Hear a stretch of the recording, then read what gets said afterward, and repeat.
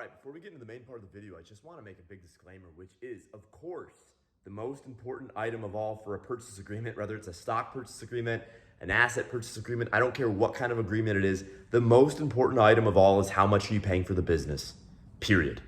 If you overpay for a business, you could get everything that follows in this video right, and you'll be on the verge of bankruptcy if you don't full on go into a state of bankruptcy. You'll be filing with the state for bankruptcy. You don't want that, right? So make sure you buy the business at the right basis. That's not the point of this video. We're not going to be talking about analyzing deals from a financial perspective. In this deal, I made a lot of other content about that on the YouTube channel. Subscribe to the YouTube channel to get access to that content, of course, but make sure you're buying the business at the right earning multiple. Make sure you're buying the right business. That stuff cannot be understated, but it's not the point of this video. Though I will say, generally speaking, if you're buying a $1 to $2 to $3 to $4 to maybe $5 million business, about 3 times earnings is right around where you want to be playing ball. But that said, let's talk about 6 key items to think about when you're negotiating a purchase agreement. Let's start right now. Hey, it's Jason here. And in this video, I want to talk about basically how to negotiate a purchase agreement for a business acquisition. We're specifically talking about business acquisitions in that $1 to $10 million deal range size, that's where I have experience. Now, I have a list here of items that we always think about when we're negotiating a purchase agreement. This does not mean it's a comprehensive list.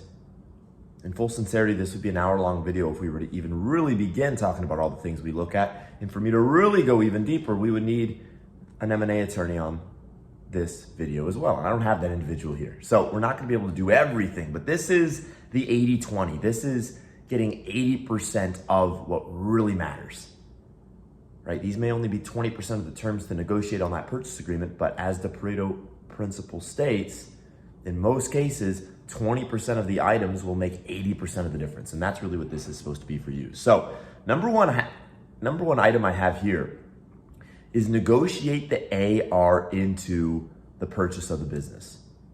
Whether it's a stock purchase agreement or an asset purchase agreement, which we'll talk about in a minute, when you should use a stock purchase agreement versus an asset purchase agreement. Either way, however, make sure you include the age receivables. Now, for some businesses, this is gonna matter a lot. For others, it will matter much less.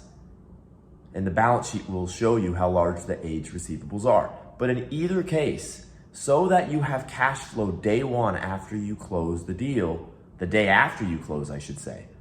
In order to have that cash flow coming in the day after you take over, you need to include the aged receivables in your purchase of the business. Now, in many cases, if you buy the AR, you'll also have to buy the AP, the age payables. This means make sure that the age receivables are larger than the age payables. That is an assumption that underlines this point here, that the AR is larger than the AP. In the event that the AP is larger than the AR, it may be something to investigate in diligence, and it may mean it's not a deal worth doing. But most businesses are going to have a larger AR than they are an AP, especially if the owner is pretty diligent about paying off his expenses. Age payables are bills that you owe, that you've yet to pay, and age receivables, by the way, are monies that you're owed that you've yet to be paid. And so the name of the game is just to make sure that once you buy the company, you still have cash flow coming in. And that's where buying the age receivables is so important. That's number one. Number two, make sure you include all assets needed to maximize revenue for the business. Okay, so one thing that sellers will often try to do is they'll try to sell you the business, but not all of the machinery or the equipment or the trucks or the tools necessary to generate maximum revenue. And I learned this firsthand with the first business acquisition I made out in Nebraska. I bought basically the business. It was actually a manufactured housing community. But what I did not know to include in that purchase agreement were all of the other tools, and it was like a snowplow and a truck and all of the other inventory. I got some inventory, but I could have included more inventory. I could have bought the truck with the property. I could have bought the snowplow with the property. All these other items that I would have loved to have financed along with the bulk of the business acquisition. I should have just thrown that stuff into the purchase agreement and included it in the acquisition. Had I done so, I would have been able to stabilize the property, and I really would have been able to stabilize the business opportunity more quickly. The fact that I did not include everything needed to generate maximum revenue in the purchase agreement meant that in year one, I was having to get these final items and bring them in. I had to buy a snowplow, I had to buy a truck, I had to buy tools, I had to bring in some more inventory. And so what I'm really saying for you is never buy a vehicle without 4 tires and without 4 wheels, and never buy a business without everything it needs to generate maximum revenue. There's no need and no reason to buy the most basic version of the business, especially if you're financing it. But even if you're not, if you're gonna go that far and buy a business, then my recommendation is buy everything alongside that business that the business comes with. Buy all the accessories, unless if these accessories are absolutely unnecessary for driving revenue, right? So in some cases, owners will have a $100,000 pickup that they don't even use for anything other than to take their kid to soccer practice. In that case, you don't need to include that $100,000 pickup truck. But if there are pickup trucks associated with the business that help generate revenue, then absolutely include those types of assets in the purchase agreement. This is a huge one. Do not miss it.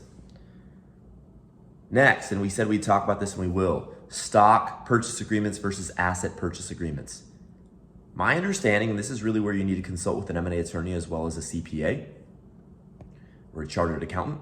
My understanding is, generally speaking, there are tax benefits from making an asset purchase.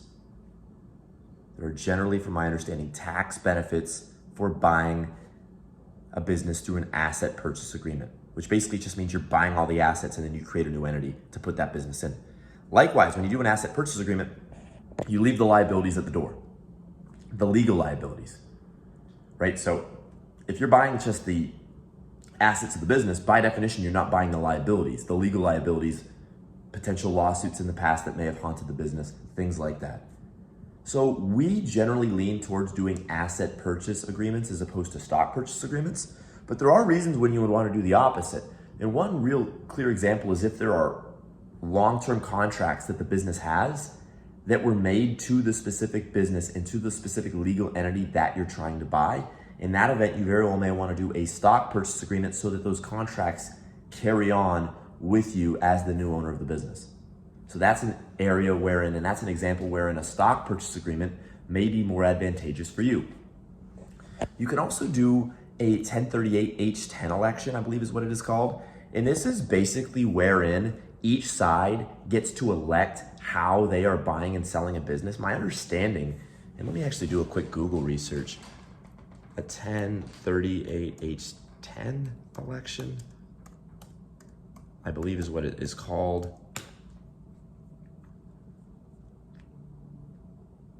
.338-H10 election, that's what it is, it's a 338. And it's saying a section 338-H10 election may be made for a target corporation if the purchasing corporation has made a qualified stock purchase of a target corporation from a selling consolidated group. So basically, I believe it's the idea that you get taxed as the buyer as if it's an asset purchase agreement, but the seller gets to sell the shares notwithstanding. It almost is a blend between an asset purchase agreement and a stock purchase agreement. And look, the punchline is you're gonna really wanna consult with your M&A attorney and your accountant on your team to help really get your strategy clear on this matter. But at the end of the day, there are a number of ways from which you can get the best of both worlds between a stock purchase agreement and an asset purchase agreement. And it is called a 338-H10 election. That's just one of these elections that you can engage in as a buying group to really set a unique precedent for how you're buying a company that basically blends the pros and the cons of both a stock purchase agreement and an asset purchase agreement. There are other types of elections, and your lawyer and your accountant will know more about those, but it's something you should be aware of. So think strategically about, do you want to buy the stock of the business, the shares of the business, or do you want to buy the assets? It's an important item when you're negotiating a purchase agreement. Let's continue. Next, negotiate a reasonable seller transition plan.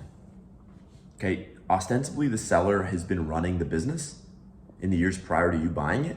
So you need to negotiate a reasonable plan from which that seller is going to transition. And basically, how is the seller going to hand the reins over to you? How is the seller going to connect you with the key personnel, maybe vendors or clients or suppliers? How is the vendor industry, movers and shakers? How are you going to really get the insight and the goodwill the seller has and take it over for your company? This is something you have to be thinking about. For us, usually what we do is we have the seller stay on for a year. That's what we're doing now. When I started, I didn't do a lot of the stuff I'm talking about in this video, but now I've learned, and now we really like to keep the seller on for a year. And that's an important piece of the puzzle, because if you don't, sometimes you'll miss out on a lot of the insight that the seller has that can really help you be more successful. That said, there are scenarios wherein a seller is not all that good at letting go of the reins.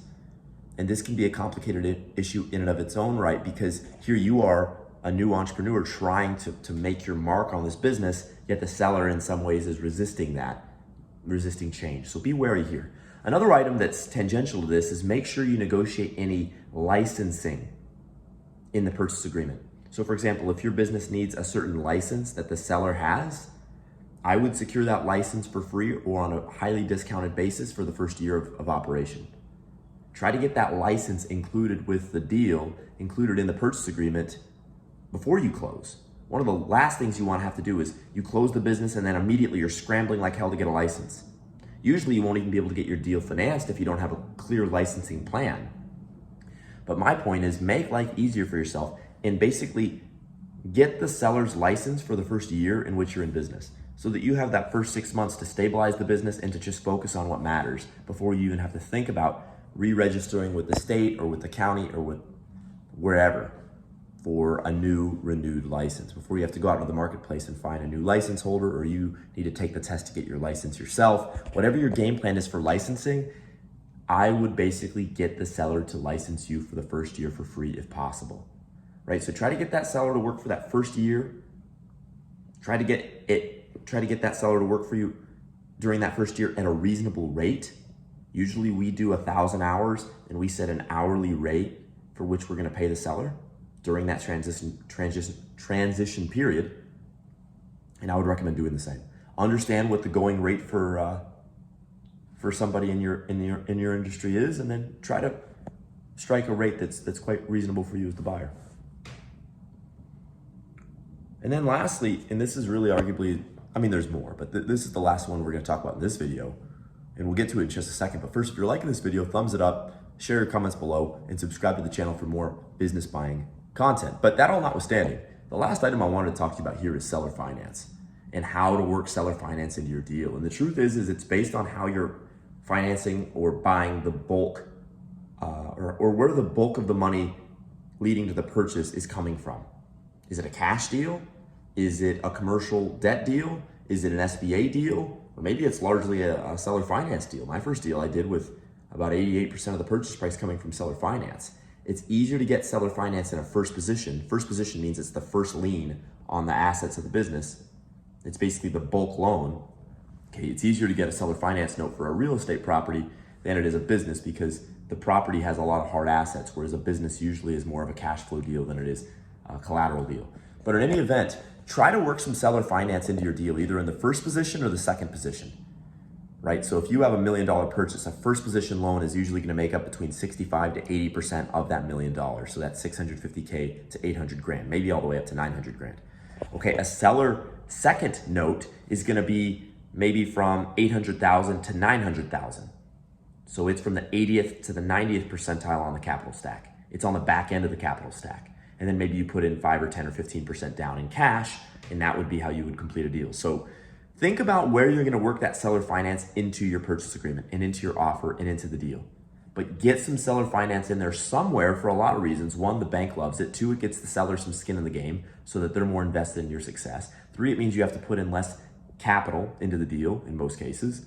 And ultimately, it just allows you to get your deal done more easily, and it gives everybody that skin in the game. And that's what lenders love, and that, as a buyer, is what we love as well. So work some seller finance into your deal.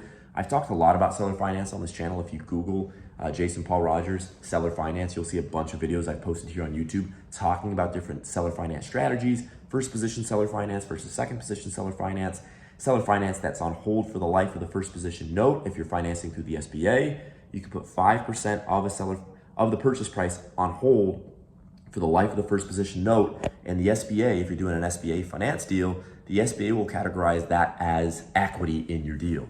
So that means basically, as opposed to having to put in 10% cash into the deal, you only have to put in 5% cash into the deal, because that other 5% gets held by the seller and stays on hold for the life of that first position SBA note.